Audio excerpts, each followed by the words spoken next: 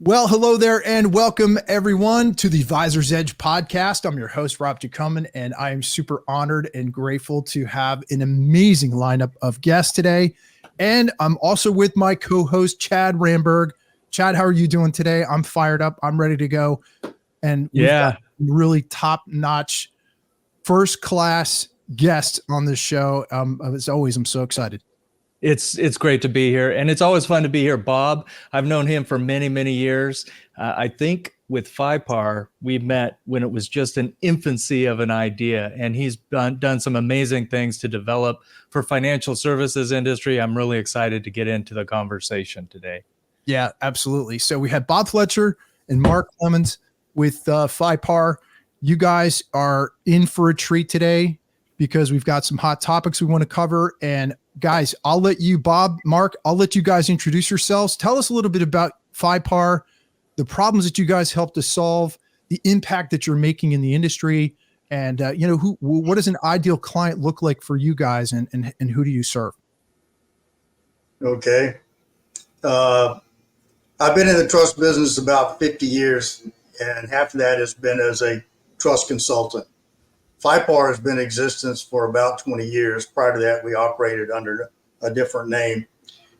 Our mission is to help trust organizations optimize their capabilities. And so what we do is we put them together, take them apart, turn them around, shut them down, and sell them off. And that covers everything from feasibility studies to charter applications, risk assessments, re-engineering, and selling off the trust companies or the shutting down the trust departments. Our clients range from not only banks and trust companies, but insurance companies, bank regulators, state trade associations, accountants, attorneys, RIAs. So we pretty much cover the waterfront in terms of anyone who might be interested in getting in or out of the trust business. Got it. Anybody, you guys want to add anything else to that? Or, hey, wait, so real quick, before we launch into the details and learn even more and kind of dive in, Chad, how did you meet Bob and Mark in the first place? Like what, I know you mentioned a little bit about how far it goes back, but how did you guys, how did we get here today? That's always a great story. Well, I think what it was is Bob and I connected somewhere back, I don't know, it was 2019 or 2020. His experience was, he saw that we're working with advisory firms, and in building the current iteration of FiPar is, I think that's how we connected. And we just, in 2020, people were so slow to get anything done. Was it over LinkedIn we found each other, or you were just doing some research, Bob? I don't remember. I was conducting research to find the professionals that were connected to RIAs, various types of vendors. Yeah, so it was pretty neat because he reached out, and it's always fun to have a conversation with somebody with the depth of experience that Bob has, and he was kicking around with me some of the things that he's doing, and I thought it was really cool for the advisory industry, because what happens is I've worked with a number of advisors that want to expand what they're doing for their clients and add trust services, which is a whole specialty in and of itself, the regulatory side, all of that. And then when Bob brought on Mark, then I got to get to know Mark a little bit and his depth in the industry. Mark, can you tell us a little bit about, what you've been up to for the last few years? Last few years, yeah. Great. Yeah, I'd be happy to do that. I'm not quite as experienced as Bob is, so I've got about 10 years less in this industry than Bob. This year actually makes my 40th year in the trust industry. I had my first job with a regional bank in Michigan in 1984, which just seems like an eternity ago at this point, and it's all I've ever done. I am a professional in the trust industry, managing trust departments, being regional managers in the early days, and just out of a great coincidence on my end. Bob reached out to me about a year and a half ago at this point and talked to me about what FiPar was doing and asked me if I would be interested in being a part of that journey in the consulting firm. And before I knew it, I was side by side with Bob working on a number of different things with bank consulting, but also beginning our journey late last fall, where we were really seriously looking at how we would begin to develop creating trust-related services that could be provided to RIAs. And so that has been a big part of our lives, certainly for the last 9 months at this point. And Bob had put a lot of extra work into it before I joined the team, but it's been a focus for us to take the knowledge that we have in the trust industry and the years of experience that we have and see if we can take that and the trust knowledge and trust management experience that we have and convert it into a way that helps RIAs and their clients. So, yeah, awesome. you know, that's so cool. It's a great pivot actually to get into specifically what FiPar is doing for RIAs, because your guys' experience is so expansive in how you help trust companies, you know, reform into whatever they need to do. But I'd really love to hear for an RIA, because we take it very seriously when an RIA says, hey, I want to add trust services. We know they can go to custodial, they can partner with a local bank. There's a lot of ways they can do it, right? But most RIAs, that relationship that they have directly with the client becomes very important. And so if you would tell us a little bit about how FiPar helps strengthen that, but also add in, you know, what's the business model for you? Can I back up a little bit first and tell you that I once started a trust department and went from a legal path. Yeah. And after about 2 years, I said, there's got to be a better way because this is an absolute killer. I went looking for a solution. I had some crazy ideas.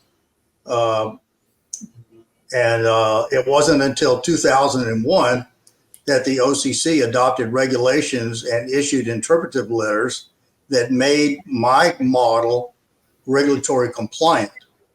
And it was designed to help community banks because 75% of all trust departments are unprofitable. And most of them are sitting on a bomb about ready to go off. We usually get clients when they have something blow up. And that can really be interesting. We've done a lot of things, and the most exciting and personally rewarding engagement I've had is busting a $50 million Ponzi scheme that was being perpetrated against the trust company by one of its clients. And in doing so, I almost got arrested by the Ventura County Sheriff's Department, and I was raided by the United States Secret Service. And let me tell you, that is a day you don't forget. So there's a tendency for most trust departments to be unprofitable and for them to be in a high risk position. So much of our work is designed to mitigate risk and create the efficiencies that one needs. Now, lately, over the last few years, there's been a growing interest among RIAs to get into the trust business. And we're saying, oh, God bless them. You know, if they decide to charter a trust company, most of them will get slaughtered because it's difficult to take your focus off of your core business and still be successful. And the biggest problems trust departments have is that people that make the most important decisions can't spell fiduciary. And so they put directives to the manager requiring him to do things that are often literally impossible. So he's given the option, either do it or I'll find somebody who can. And so they start compromising, and they compromise. They compromise their integrity, policies, their principles, their standards, and you get into a real mess. And I often make a comparison to the Titanic. The Titanic didn't sink because it hit an iceberg. It sank because it did not adhere to sound business principles. Now, in the last few weeks, we've been hearing a lot about class action lawsuits against Wells Fargo, Ameriprise, not Ameriprise. Is that right? Ameriprise, Mark? Nope. Well, the Ameriprise is right, but they don't have any lawsuits. What's your old bank? But anyway, LPL, Schwab, all these guys are being sued over issues of fiduciary conduct. And these claims are such stating that they violated their fiduciary duty. One of the services that we offer is conducting risk assessments. And the first question I ask when I go in is, how do you invest your idle cash? Mm-hmm. And if they say they invested in the bank, that raises a red flag that they are looking for ways to get around regulations they don't like. Because customarily, you would want to invest it in an outside money market fund. Now, if they invested in their bank, that doesn't suggest to do anything wrong, but it suggests that they may not play by the book. They play more by the seat of their pants. So that is a red flag warning. And so this is what happened to the Titanic. They dismissed these standards, and and this is what happened. It sounds strange, but I've done a lot of study, and there is a similar pattern. So what we have been doing, because there is this growing demand and interest among RIAs to have a trust solution, we have taken what I have learned in building what I call private label trust, which is the original alternative trust solution. Mm-hmm.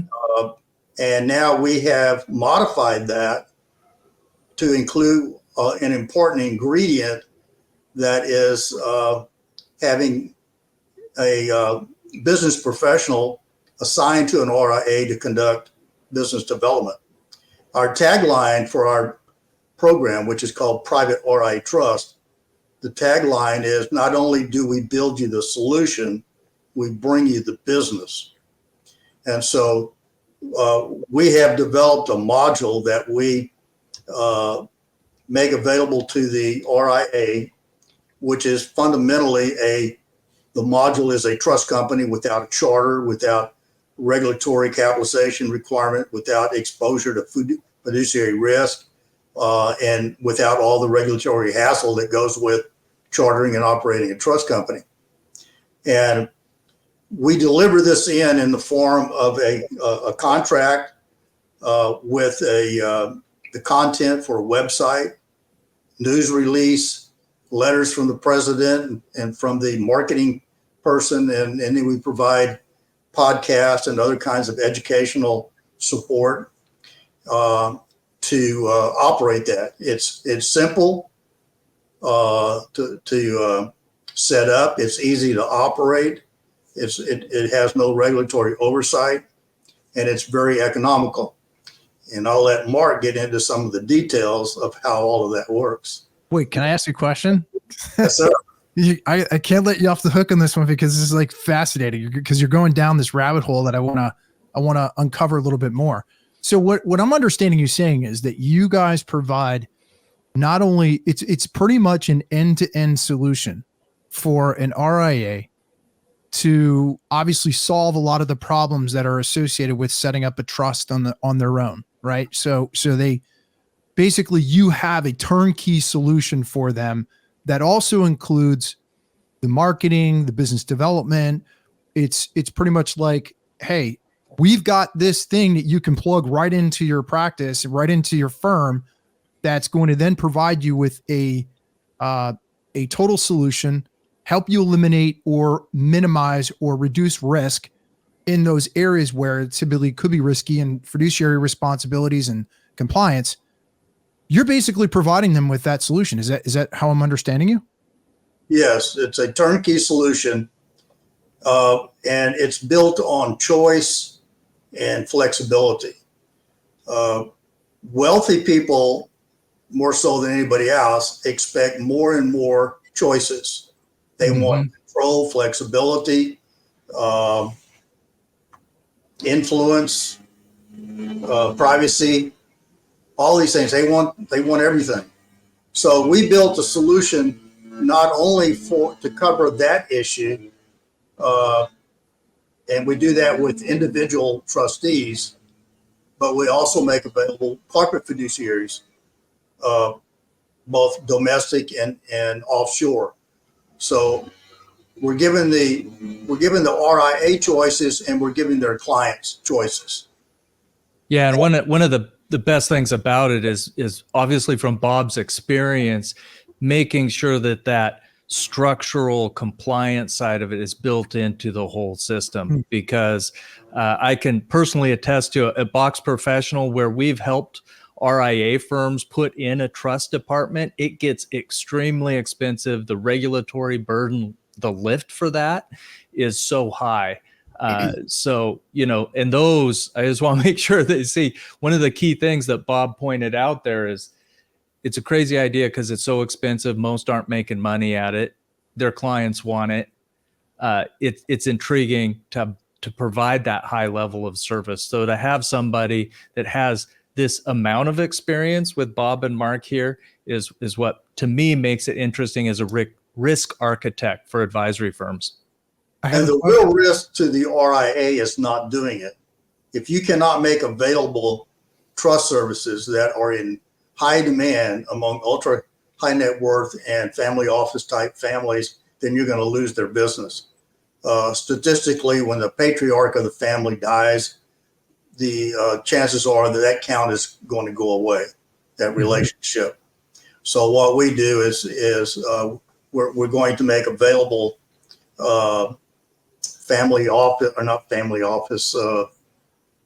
workshops to teach the younger folks of the family the importance of stewardship relative to securing the legacy and valuing the idea of that kind of wealth. So we want to help bring the client along so that when the patriarch dies, the account isn't going to leave the RIA. It's just going to transition to another member of the family. And that's so many very wealthy families are looking for that kind of solution. But for those who don't want that solution, because there's always trade-offs to everything. So we will have corporate fiduciaries. We have one very well respected trust company, Bridgeford Trust Company, chartered out of South Dakota. We are working with a very prestigious trust company that has come to us and wants to join in because they like our model. They want to partner with us. So that makes us feel really good, that others are putting their stamp of approval on our model, because I can tell you we have spent, I can't tell you how much time in trying to test systems to find out whether a certain idea we have will actually work in practice. And there are a lot of moving parts to this, but it's all in the back. And so the RIA is not going to be aware of that. They are not the trustee. We have individual trustees and we have corporate trustees. So they don't have to worry about the fiduciary liability. And we put this, we call them an IPTCs, an independent professional trust counselor. We assign him to the RIA to develop the business. And we can get into, to the particulars on that. Mark can explain all that. Mark. I got to tell you, I'm a marketing guy and obviously a sales guy. And what I'm hearing you saying, and I love this because this is actually really important for any RIAs who are listening or watching right now.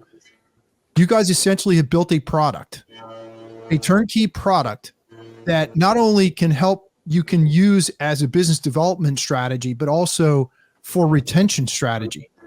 So essentially what you're doing is you're helping them to retain business that otherwise may have go out the back door just because of a family situation or family, and the situation you described. But this can be a tool and a strategy for an RIA to be able to not only grow their business, their books of business, but also retain more business on the back end. And those are exactly the reasons Merrill Lynch, LPL, Schwab, Fidelity, and all these other brokerage firms have gotten into the trust business. It's a defensive move to protect, maintain, grow, and transition business into future generations. So what we've done is made it simple for the little guy or somebody, at least it's not of that magnitude, to participate in the trust business and do it in a very successful manner that doesn't require them to take their eye off the ball and still not only protect what they have, but to grow it. That's awesome. Yeah. Growing it's key. And of course we want our clients to keep their clients and the families they're working with. Mark, I'm curious from your perspective. I mean, you've got decades in the trust services industry, working with banks in a lot of different levels. As you've been digging deeper into the advisory world and RIAs specifically, what are you finding some of the things that are those items that are like, wow, this is so helpful. Thank you so much for helping us figure this out. Can you give me some examples where that's really come to play for you? So let me walk you through a very quick story first, and then I can kind of take you through that process. And again, remembering that until a year and a half ago, my experience was entirely at the corporate level of providing fiduciary services. And what we know in that journey for Bob's lifetime and my lifetime as well in professional service is that all the way to 1990 or the 1990s, decision-making about generational planning and how that would be supported for a family was in large part dependent upon relationships and the respect of corporate entities that provided those services. We went a century with banks being the primary provider of that service and large banks being known for their wealth services that they provided in generational planning for the wealthy families of our country. You get deregulation occurring in the late 1980s. And by the time you get to 1990s, you suddenly have, and I experienced it personally, sitting in a bank building in Virginia, and in less than 18 months, having 3 different names up on the bank. So a merger occurs, they change the name. Another merger occurs, they change the name. And a lot of that legacy discussion, the legacy status that existed and the faith that existed in the banking industry slowly began to fall apart. Now, what does that mean in a longer term perspective? Well, what I would suggest and what I found as I continued in the corporate business and continued to work for banks is that the principles of the business that we serve were historically founded upon what the bank's policies, procedures were, again, the legacy of that institution and their commitment to doing quality work. When there became more competition, there created greater interest in sales. The more the sales focus was presented, the more they took their eye off of service. Okay. Well, that's all fine, but there was some deterioration of the very traditional risk and compliance management that happened. Now, how does Bob wind up finding me? Well, in large part, he finds me because for the last 10 to 15 years, my focus had been uniquely focused just on business management of the fiduciary service, not the sales side, not even necessarily the client contact end. I'd actually been asked to be responsible for running the business itself, Are we regulatory sound? Are we running in a risk-free environment? And if we are making decisions that have certain level of risk, can we come up with some sort of ranking that actually looks at, is it a significant risk? Is it a low risk? What is it? And we began to develop off a risk structure to manage that. Much of that process depended upon individuals being trained properly and individuals taking the ownership of the work they did with their clients. Mm-hmm. And so you begin to transition from a legacy of an institution to now representation by individuals. Now, how that fits to the RIAs, I mean, Chad, a good question. What I would suggest is that from the trust management perspective, the methods of providing that service are entirely flexible and can be adjustable almost on the fly as to how you take care of the relationship with the client. But the principles themselves have to be set in stone. You can't back away from the principles of why you're doing this business. Okay. And so it doesn't matter at this point in our economic cycles and the regulatory cycles that we're in, it doesn't necessarily matter who's providing the service, from an individual trustee to an investment bound corporation, an IRA that's providing some service of trust being presented, all the way to banks continuing to present the trust service. Doesn't really matter where it's coming from, because now you're depending upon individuals to have talent, understanding, know what their responsibilities are and what it means to be a fiduciary. And so now if I tie back to Bob's discussion about our IPTC, well, the sense is that we went from an industry where clients would again say, I'm not going to move my business because my legacy and generational relationship is with US Bank, or it's with Bank of America. Okay. Except that began to lose meaning, as I described. And now the relationship is, I really trust Bob Fletcher, or I really trust Mark Clemons, and they've taken care of me. They've been there with my family, and I trust them. I don't necessarily have a relationship with the bank. And for that matter, don't necessarily have a relationship with the RIA. Now I've met this person who's going to matter and make a difference to my family. That person needs to be, and the model that we've created is dependent upon the success of the independent professional trust counselor.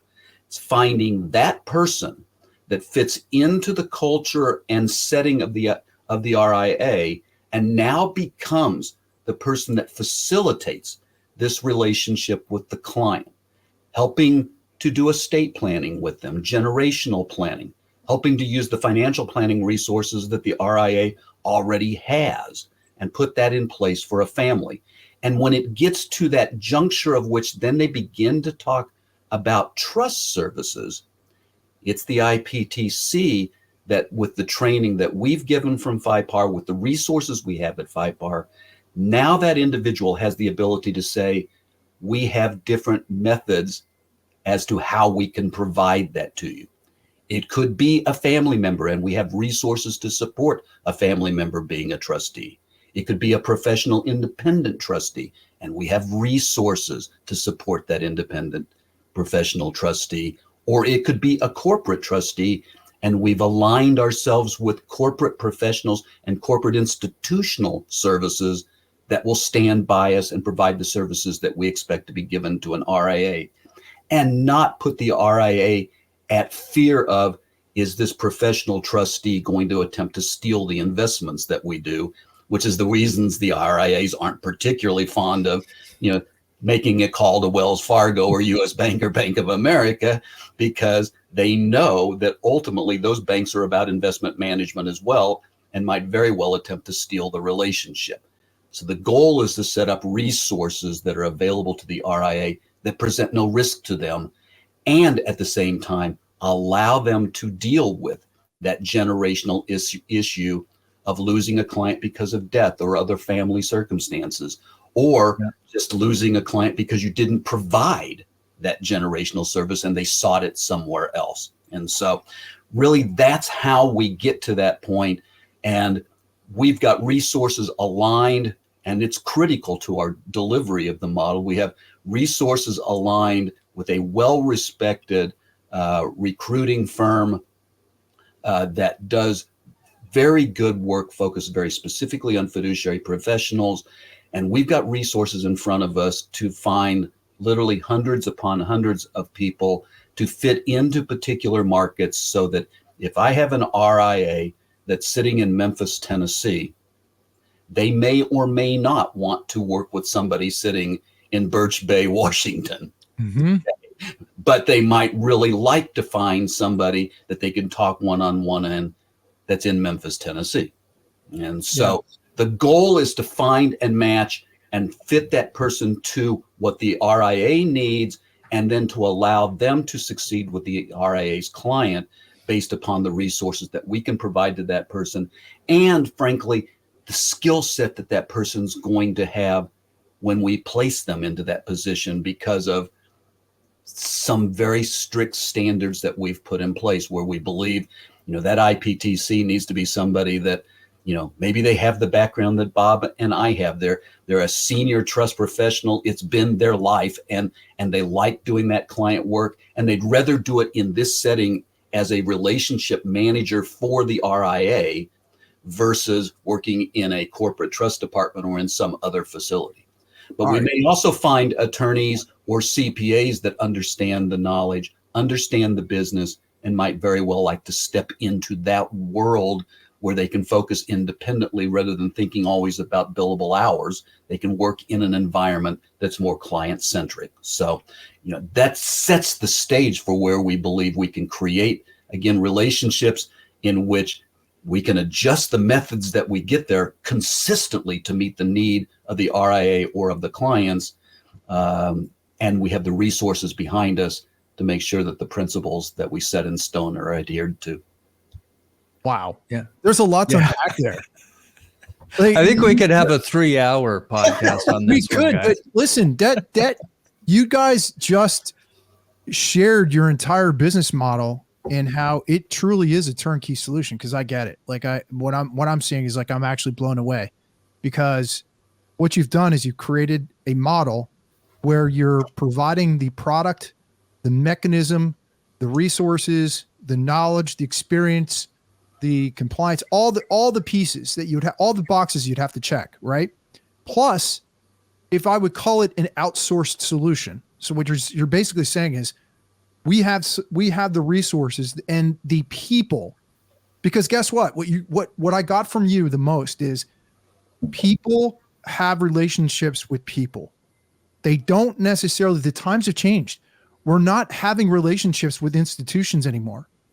I came from the banking world. I came from the insurance world, that we were purchased in like 3-year period of time. We were purchased by 2 different banks.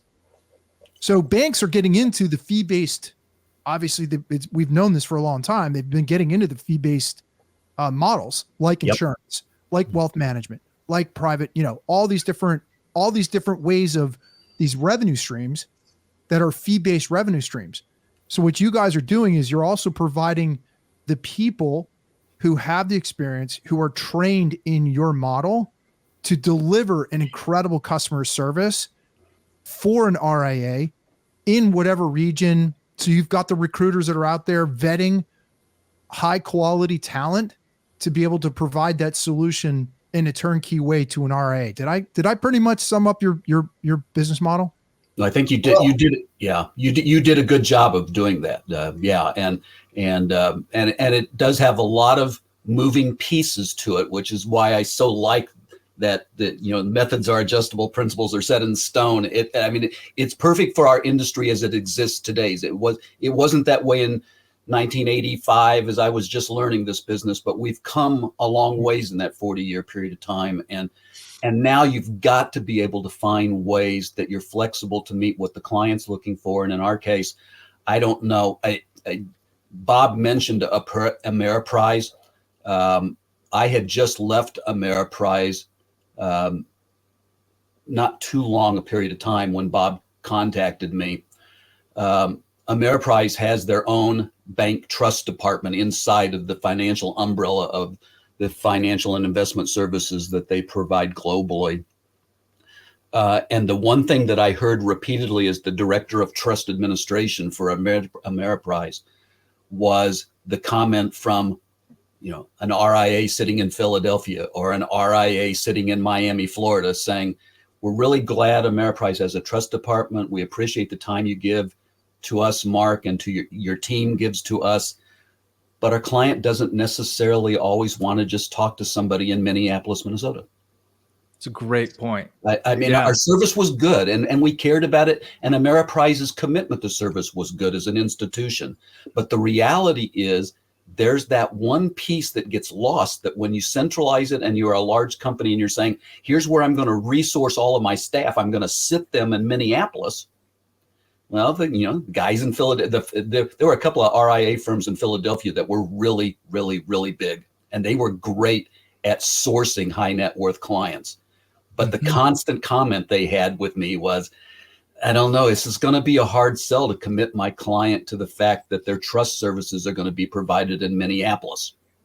Right. And they're potentially competing against the bank for that relationship in other product lines and other services. Potentially. So Bob, you guys have really created I don't mean to go off the rails on our plans here, but this is so interesting. You guys have such a unique model. So Bob, it sounds to me like what I'm understanding is you guys have really, and I'm a big fan. If you guys go to see any of my content, I'm a really big fan of carving out a specific niche in the marketplace and really become the go-to expert and specialist in your world, in your industry. And it sounds to me like what you guys have done is carved out a really nice niche in the marketplace and are building your model around that specific service and delivering that service in a unique way that's very different and unique. So that an RIA can tap into your resources that you have and the knowledge because you guys are the experts. You specialize in one thing and you do it really, really well. You do it world class. Did that pretty much sum up how your model? We would like to think that's the case. Yes. We strive very hard to do that. You can get a little cocky when you start getting good at something. And that's kind of the way I feel about working with community banks. I have been quoted as having said, show me a community bank trust department and I'll show you a ticking time bomb looking for a spark. And I'm very confident in that. And I can walk into most any trust department and find a lawsuit. And I guarantee you, I can find it from across the room just looking at something. And I've done it. And, you can get cocky about that. I became an accomplished, passionate, traditional country Western dancer because I gave it everything I had. And the reason I did was because everybody made so much fun of me because I was an absolute wreck. So when I tackle something, I try to do it really well. And we think this RIA space is something where they could use our support, because if they listen to some of these folks about you need to charter a trust company, we'd be glad to do it. We charter trust companies. We also put out fires. So either way, we'd be glad to help. A few years ago, there was an accounting consultant that was telling accounting firms, you need to get into the trust business. You need to bite the bullet. You need to charter a trust company, hire the intellectual resources, build out your infrastructure, and go get it. And I'm thinking, this guy doesn't have a clue what he's talking about, because that's not the way a typical accounting firm should approach it. And certainly not an RIA firm. RIAs have got the best business model I could ever imagine. I mean, we're envious of that model. And I don't know why anybody who is thinking straight would say, I want to get into the trust service. and I'm going to charter me a trust company. No, what you want to do is leverage somebody else's resources, whether it's capital, whether it's intellectual, whether it's technology. That's the way to approach it. But you got to get somebody who knows what they're doing. I would like to add that we believe that a lot of our direction is going to be in dealing with individual trustees, because more and more wealthy families want that extra control and privacy and all that. And so one of the downsides of what's called independent professional trustees, which are usually former trust officers and attorneys that have decided they're going to make a business out of serving as trustee. One of their downsides is that they oftentimes do not have a good accounting and a reporting system. They rely either on a legal pad or brokerage statements or spreadsheets to do the accounting. Well, I think they will find out that wealthy folks are not going to put up with something that is less than professional. Right. So what we have done is contracted with HWA International, a very well-respected trust accounting software provider, to be our partner in making their system available to two other firms that we've contracted with that will provide back office trust operations outsourcing for these individual trustees who want to upgrade their system and really get into the game and be on a level that it looks much more professional. Wow. Gosh. Yeah. I mean, have you guys on for 3 hours. Yeah. I mean, the two areas here where you talk about the individual and the institutional, and how, you have to have the stability of the institutional, but the quality of the individual personal connections is outstanding. And the thing I want to make sure we don't gloss over here is what I see is, if you're an advisory firm and you're thinking about trust services at all, should probably talk with Bob or Mark. You need to know who FiPar is, but also because what I'm picking up also, which I don't think I fully grasped before, was if you're an individual trust provider, or if maybe you're an RIA and you have a team member that's thought about doing that work, they should probably also, can they talk to you guys then too? You could help them connect to the resources to help them develop that side of it. Is that right? Sure. Yeah. And and Chad, it happens. It's sort of sad. I can say that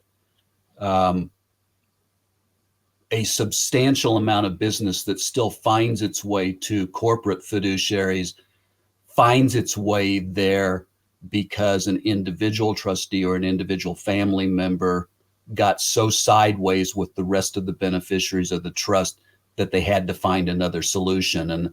And I've seen that literally tear apart families and get really ugly. And it's really sad, because in large part it happens not because somebody's trying to do something unfair, as much as this individual simply doesn't understand what trustee responsibilities are. And Bob gives the example all the time of doing your accounting work on a yellow notepad, and I can assure you that stuff really does happen, and they get themselves into trouble because they don't understand what it means to have a professional produced statement and proper trust accounting that's being done, et cetera. And the next thing they know, they're 2 years into something and it's gone really, really sideways. And now they're getting blamed for what's happened to the trust.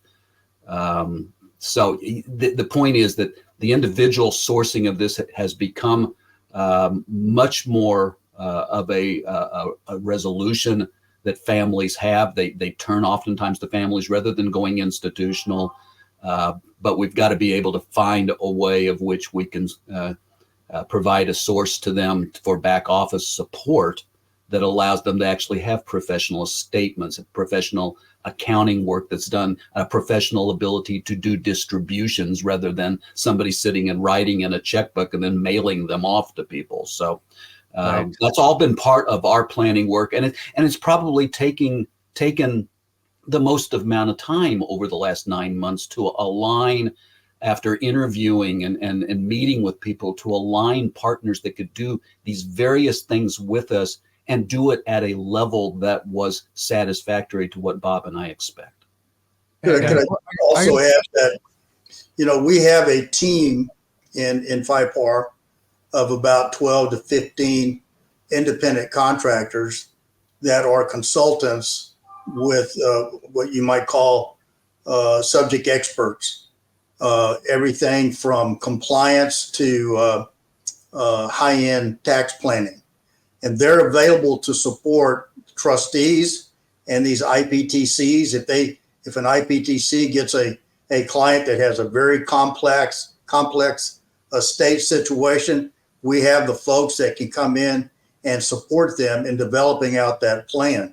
And it can be oil and gas, real estate, operating a business, whatever it is.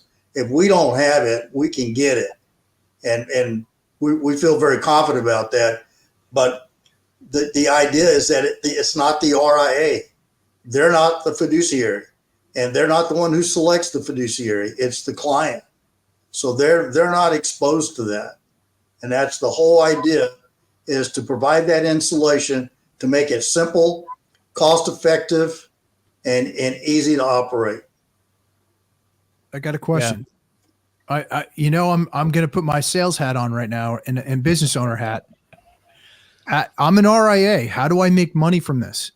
How do I act like I'm brand new to the business? And I come across Bob and Mark, and I love what your model, and I love what you're saying. How do I, especially when you guys have pretty much mitigated any risk on my part, how am I making money from this deal? Mark? You want me to, yeah, I'll go. So there's two ways, Rob. I mean, and it is likely only going to occur in two different settings. Now, we've already talked about the fact that you're at risk as an RIA that a death in the family or a family change can wind up pulling that business away from you and going somewhere else. And so we certainly know that the trust business and establishing trust create a certain level of stickiness. And so if that planning can be done and it's offered, the first thing we think is that clients that are currently with the RIA are less likely to go for some ulterior reason if that service is available through the RIA that they're working for. So we think that we provide that level of stickiness to the client by having that service for them. Probably more important, however, to an RIA, if I think of the focus they put on gathering assets, is that our IPTCs, I talked about the professional skill that they will have and the subject matter expertise that these people are likely going to have, but their best opportunity, Rob, to themselves be paid well to make this adventure that they would take on economically sound for them is in a business development aspect. We're looking for people that not only have subject matter expertise, but are comfortable in telling the story and comfortable in selling the opportunity, so that if they meet with potential clients that are not yet clients of the RIA, this person's able to provide an entry to the RIA that not only allows the introduction to an investment manager, the investment advisor, but also to tell them,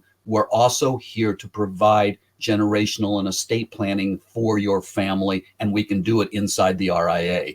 And so we haven't forgotten about the fact that for both the RIA and frankly for the IPTC, the addition of assets under management is a huge part of this piece of what we're doing. And so, we're looking for subject matter experts that are comfortable in telling the story and have had success in selling as well. There you go. So you're leveraging it. Again, we started the show with the word leverage.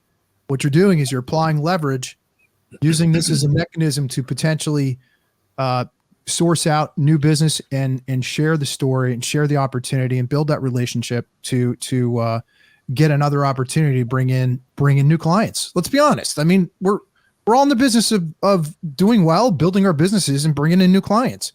And if this is a mechanism that we can offer additional value to the marketplace and acquire new clients as a result of that value, then there's tremendous benefits to having that model. So yeah, I get it. Mark, would you like to address the cost and the revenue side of it? Yeah, perfect lead in, because the other thing I would say is that me using the tagline of methods being adjustable, we really deeply believed that we couldn't offer just a singular approach to what the service would be for the RIA as well. If I go and I speak to the principals of the particular RIA and they come back and say to me, we would really like to have a resource that we know we can always call if we've got a question that a client has raised and get a professional answer to that without having to call an attorney and maybe getting charged some sort of hourly fee or some other arrangement. It would be great to have that, but we're not quite ready to have an IPTC directly coming into our office or working directly with the clients. We just want the resource. Well, we have clearly established a pathway in which this could be simply a service that is provided by doing phone responses. You call a number, you're able to talk to a professional and get a professional answer to questions that you have, all the way to you could have someone that is doing that service and is assigned directly to the RIA. But again, maybe they say, I really like you, Mark, and we don't care that you're in Washington State. We'd like to be able just to call you and get the service provided to us to answer questions. So we've created a model that has a variation to the pricing, all premised on a starting point, which is that to be part of the program, the RIA has a $5,000 setup fee that allows them to be part of what FiPar has produced. We made that fee as modest as we felt we could to not make that a challenge to taking on the service, to not make it a roadblock, but to say there's some setup fees that we have in setting up this program. And so here's what that initial fee is to get started. After that, the fee that is paid by the RIA is all associated to what they want the IPTC to do. Mm-hmm. So all the way from phones fine, I don't need them to be local, to I'd like them to be local, or all the way to I not only want them to be local, but I'm willing to sit with this person and discuss a contract that we will do with the IPTC to have them commit to be in our office 2 days a week or 3 days a week, that they're here nonstop working with my investment advisors. We don't really care, but certainly from Bob's and my perspective, we don't care which version they take. What we knew is that we wanted to make all of those versions available. And obviously, not a lot of thought put into the fact that, if they just want the phone version, that has one charge of what that IPTC cost is to have them available, versus if they want them there 2 or 3 days a week, then that's expensive. You're now paying for a professional to be part of your team. You've hired them like a temporary service to come in and work with your investment advisors. That could easily be $100,000 a year or some other number that's associated with having that IPTC. On the front end, though, we're talking about a $5,000 setup fee, and we're talking about on a quarterly basis to have an IPTC that's assigned to you. You're probably never going to see them, but they are assigned and available to work with your company, being $4,000 a quarter. And then Well, you've got that's there. a lot better than losing money on investing a couple of $100,000 to set up and then finding out you're losing Absolutely. all I mean, the I think undeniably, when you think about a $5,000 setup fee, and then are essentially, barely talking about a little over $1,000 a month to have a professional that's available to you and always available to your team to talk to and get answers from, and to do planning for clients, even though it would be virtual rather than in face to face. That's something that's available and is really, really nicely priced, I think. Where is the revenue stream coming from on the trust? Where is that going? Revenue stream, Rob, on the trust itself is going to pay the trustee's fee. So when there's a fee that's charged on the trust assets itself, just like the rest of the industry charges for managing that trust, that fee is going to be shared. Part of it going to the trustee themselves for their trustee fee, part of the margin going to FiPar for putting this program together and the overview of the service that's there. And there will be part of it that goes to the IPTC for having sold and gotten the client down the path of which they've decided to open a trust. Yeah. So their commission. Yeah. Yeah. All right, cool. So what's my ROI? That fee does not come out of the RIA side of the fee. They charge whatever they charge. So the other fees are coming of the trustee fee, and our fee is paid by the trust. Yeah, it's from the trust. So the RIA has the flexibility to charge whatever services that they want for providing that trust, and you guys have nothing to do with that. Whatever they want to do, whatever that's where they're going to get the ROI. Is the IPTC and the RIA contract under whatever terms they agree. So we don't have anything to do with that. And we don't get any piece of that. That's cool. Yeah, it's. But you're right. Go ahead. No, Chad, I was just going to say, Rob, you're right that from the RIA end, they're not only hoping for and should be looking for an opportunity to build AUM, but once that AUM comes in to them, then what they charge for investment management and what they're doing, that's their call, that's their business. They're going to do that. What we're attempting to do and focusing on is what's the cost of having a trustee, and there are we call them financial advisory friendly trust companies. Bridgeford, Bob gave an example of, is one of those that doesn't have a desire to manage money. They want to be a professional corporate trustee. And so that fee is very, very modest compared to what you think of at my years of working within the Bank of America franchise. If you're talking about assets under management and then charging 1.5% on the management of that money, that's a fee that encompasses not only the investment management but also the trustee service. And now we've split it. The RIA's taken their investment management fee, whatever it is, and it's not that's not a concern that Bob and I have. And then the trustee fee is separated out, and it's a very modest charge that we've got set up on the trustee side that allows for us to cover what the trustee is going to charge for their fees and to cover expenses that we have in running the program. That's cool. I just needed to learn the full picture, right? Yeah, understood. I love your model, and I think there's so much value to an RIA to working with you guys. And Chad, do you have any other questions or any closing thoughts that you have? Because obviously we want to stick to our time commitments here, and we're just so honored and grateful to have you guys on here. And so cool how much detail you guys provided here. It's just awesome. I'd like to seek a point of clarification with Chad. You mentioned something about $200,000.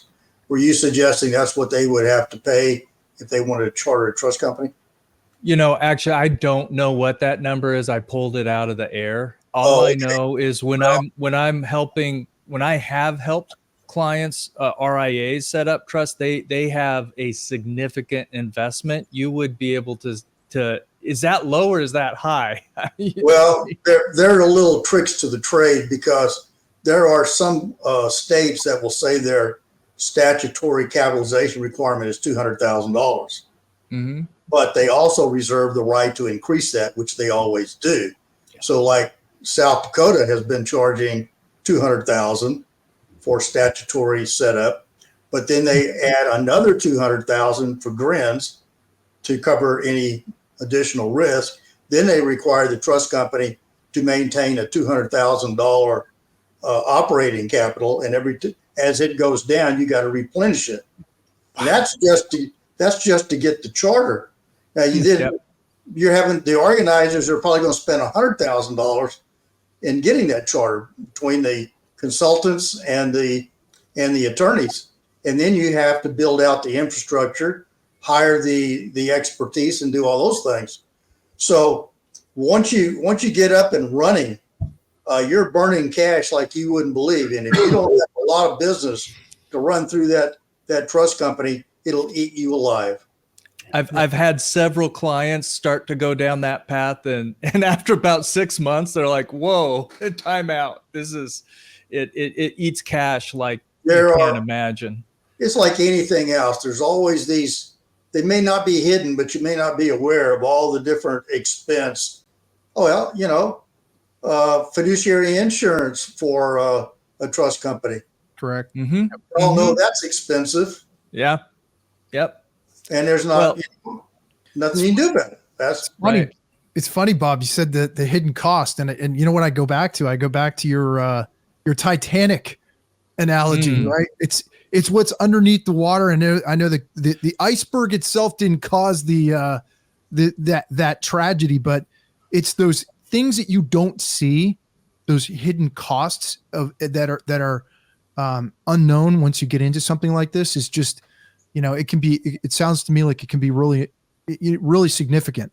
And in a trust department, in a normal development, it may take 8 or 10 years before it turns a profit. Right. And, yeah, that's a heck of an investment. And keep in mind, in a bank trust department, generally the trust department is the secondary business, and it's not going to get the support that the loan department might get for a new product. And it is a tough way to make a buck. And that's the reason I have spent over 40 years now, I guess, trying to find alternative solutions. And regulators are becoming more open-minded, and laws are being adopted that will permit a lot of these things. But some people will call private label solution as merely referring business to them. So you got to be careful as to what does private label or alternative trust solution actually mean, because there's all kinds of different definitions. Yeah. Chad, it's kind of like in our industry, in the insurance world, it's kind of like having a captive, what I call alternative risk financing solution. It's another product that can be leveraged by those larger middle market accounts to obviously have more control over their insurance program and better manage risk. So it's a very similar model. And there's companies out there you can outsource building an entire captive solution. So either single parent or group captives. So it's very interesting. You guys have a great model. I'm so impressed with the both of you. I could have listened to you forever because I'm a nerd. I love the business aspect of this, but what I love the most about what you guys are doing is you've carved out a really awesome niche in the marketplace, and you're providing real solutions to problems that already exist, and you're making things better, and you're providing a world-class solution. And you guys are the kind of guys we're looking to talk to and have these conversations so that people can learn more about you. So, just as we're landing the plane here, I'll let Chad then ask his final closing question, because he knows he's got a relationship with both of you. How can people find out more about you guys and what you do, and if they may be interested in having a conversation with you? Well, they can get information from our website, FiParConsulting.com, and we'll be happy to answer any questions they might have. And we'll put all the links. We'll put all those links in the show notes. So with, so anybody who wants to have those conversations with you guys, we'll provide that to everyone. So Chad, this is my favorite time in the entire podcast, by the way. My favorite question. Chad, take it away. It's something I love hearing. I love the way you ask it too. Well, I think I'm gonna pick on Mark a little bit here. When first of all, I've got to say thank you, both Bob and Mark. What's fantastic is you guys have been successful in your own right. You didn't have to go out and work on FiPar and do all this great work to help firms. Okay, so thank you for that. But Mark, when you're sitting there in Birch Bay, you're looking out over the water. What do you want people to think about? Mark and Bob, they're going out there and this is what they're doing. This is how we're remembered. What does that look like for you? Well, first, let me say that what it looks like is a typical Washington expected fall day with, again, it's gray and raining outside. So no different than yesterday, Chad. So, from my perspective, and I think everybody has their own definition of what brings them, comfort and peace as they look back on a career. What they determine is successful. And you've obviously heard me mention multiple times in this presentation, what I think the importance of individual relationships are, and how important that really is to this business, which has been my life. Mm-hmm. And I would say at a very personal level, for all the years I worked in the trust arena and had clients or was responsible for clients of our institution that I worked for, my standard was maybe hard to reach consistently, and maybe a bit too personal rather than objective. But I have always looked at this business as one in which if I can walk away and know that the families I've touched are better off and that what we have done made a difference to them, then I think we've accomplished what we're trying to do. And Bob knows some of this story, but I out of absolute luck inherited the very definition of a high net worth family, half of which lived in the San Francisco Bay Area, half of which lived between Monaco in Europe and other parts of France. And I had just moved to Washington and just gotten married and was asked to run a department and inherited this business, and was asked to manage a family meeting for our clients. And I thought this is phenomenal. I'd love to do that. And the head of the department that was in Los Angeles said, "There's one thing you should know." And I said, "What's that?" And he says, "Well, the meeting is going to be in France, and more particularly, I guess, you'll meet initially in France, but actually we'll do all the meeting in Monte Carlo." And he said, "You might need to brush up on some French." And he kind of went through this whole thing and said, here's the setting. Well, I got to be a part of that relationship for 6 years before the senior member of the family passed away and the trust concluded at his death. I have half of the members of that family, which now dates back to 2004 when he passed away. Mm-hmm. I have half of the members of that family that still write to me. They still send wishes at Christmas time for a Merry Christmas. I keep in contact with them. And to me, that was everything that I wanted this business to be and everything that I looked for, which is that I created a relationship that not only helped that family, but created a friendship as well, as that they wanted to stay in touch. They wanted to let me know how they were continuing to do. And that's what I've always been driven to accomplish is that sort of relationship where I know that I made a difference with the family and made enough difference that they wanted to stay in contact with me and continue to be part of my life and allow me to be part of theirs. So that's beautiful. Wow. Thank you. We can't really stop at a better spot then. Thank you guys. Yeah. Thank you so much. Thank you so much. I mean, how do you top that one? It's that would be a tough act to follow. So, Mark, Bob, we are so honored and grateful to have both of you on this show and to learn more about you guys and to really, the thing that I want to just say about doing, and I loved, you can tell this is something I'm really passionate about. I love doing podcasts and I love learning about people and learning about their journey and their story.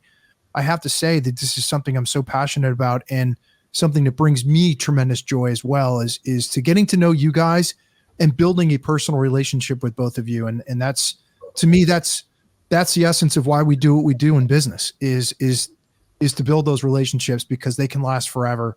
And, you could take all my technology away from me. I could care less, but at the end of the day, it's these personal relationships that really mean everything in business. So, well, guys, thank you. We are very appreciative of all the kind remarks you've made, and it's ditto back to you guys. Absolutely. Y'all are very impressive. We look forward to working with you. Awesome. Well, guys, that's it. We're going to call it a wrap. We are so grateful that you guys stuck around for this the show here, and be on the lookout for the next episode of the Advisor's Edge podcast. Please, if you found value in what we're sharing today and the value that these two guys are sharing with you, please consider subscribing and check these guys out. If you feel like this is going to be valuable to you and your journey, reach out to both Bob and to Mark. And guys, we will talk to you again soon. I know it. I can just feel it. We hope so. Thank you very much. You got it.